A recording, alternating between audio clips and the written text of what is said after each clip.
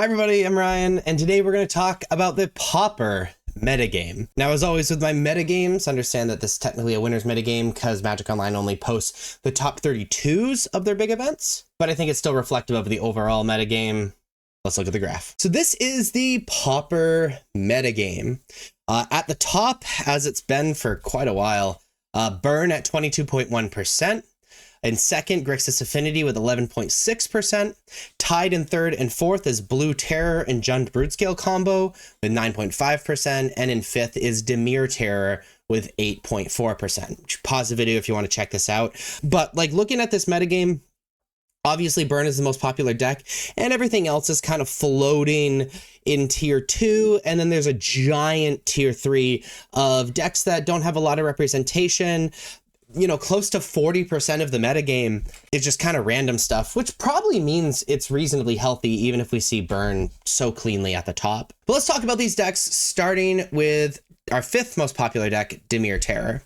What Dimir Terror is attempting to do is cast a bunch of instants and sorceries to churn through their deck, fill the graveyard, answer the opponent's creatures with, these black spells to cast a 1-mana either Tolarian Terror or Gurmag Angler and just be incredibly mana efficient for the power and toughness that they put on the battlefield.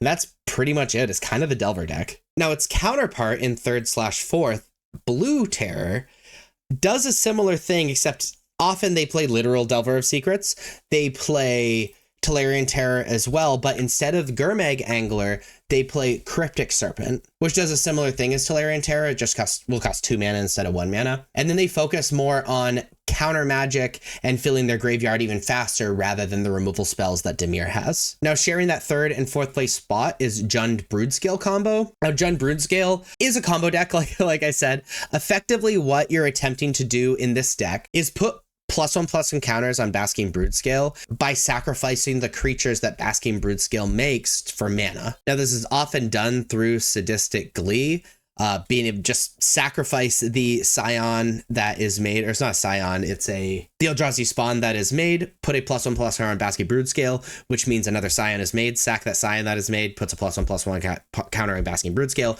and you can do that forever to get infinite +1/+1 counters and infinite colorless mana, which you can then pour into makeshift munitions, or just get things out of the way and attack. Now, the second most popular deck is a deck that's been around solidly for a while, is Grixis Affinity. It got some new toys a few sets ago in Refurbished Familiar, but what this deck is effectively attempting to do is play a ton of artifacts, including the lands, to be able to cast spells very cheaply or more powerfully, like Thoughtcast or Galvanic Blast, and then be able to cast their creatures for free or very, very cheap, like Refurbished Familiar and Mirror Enforcer, while churning through their deck super, super fast, drawing a ton of cards, and recurring those creatures with Blood Furnace.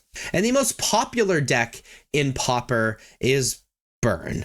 Now, this is kind of a Kuldotha Burn deck that is existing, playing Kuldotha Rebirth and thus playing artifact creatures like Clockwork Percussionists and drawing cards with Experimental Synthesizer and Implement of Combustion to flood the board with very powerful, very fast, small red creatures, and then Goblin Bushwhacker and kill, and then have burn spells to sort of finish the job. There you have the Pauper metagame. If you like this video, please be sure to like and subscribe. Check me out on social medias. Links are above me and in the description. And as always, thank you so much for watching. I'll see you next time. Bye-bye.